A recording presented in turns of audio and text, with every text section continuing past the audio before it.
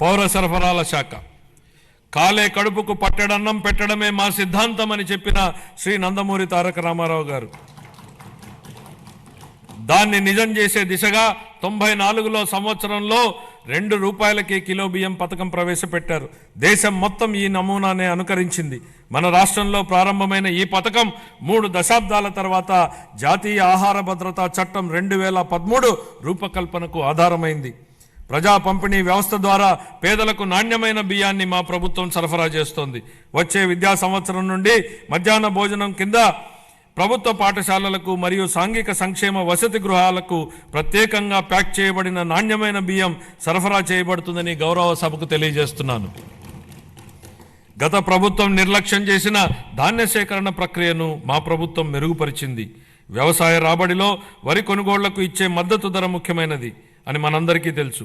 2024 ఖరీఫ్ కాలానికి గాను 5.50 లక్షల మంది రైతులకు 32.7 లక్షల మెట్రిక్ టన్నుల ధాన్యం కొనుగోళ్లకు గాను మా ప్రభుత్వం 7,564 కోట్ల రూపాయలను 48 గంటల్లోనే చెల్లించడం జరిగిందని గౌరవ సభకు తెలియజేస్తున్నాను. వాస్తవానికి 90% మంది రైతులకు 24 గంటల్లోనే చెల్లింపులు జరిగాయి. గత ప్రభుత్వ హయాంలో పెండింగ్లో ఉంచిన ధాన్యం కొనుగోలు చెల్లింపులకు సంబంధించి 1,674 కోట్ల రూపాయలను మా ప్రభుత్వం చెల్లించింది.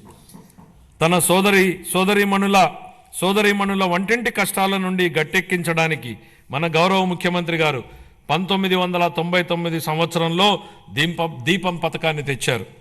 ఆ పథకం సాంప్రదాయ కట్టెల పొయ్యి వాడకం నుండి ఎల్పిజి సిలిండర్ల వాడకం వైపుకు పేద మహిళలు మారడానికి దోహదం చేసింది.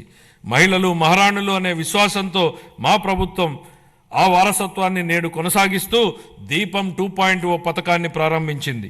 ఈ పథకం కింద 90.1 లక్షల మందికి అర్హులైన లబ్ధిదారులకు సంవత్సరానికి 3 ఎల్పిజి సిలిండర్లను మా ప్రభుత్వం ఉచితంగా అందిస్తోంది.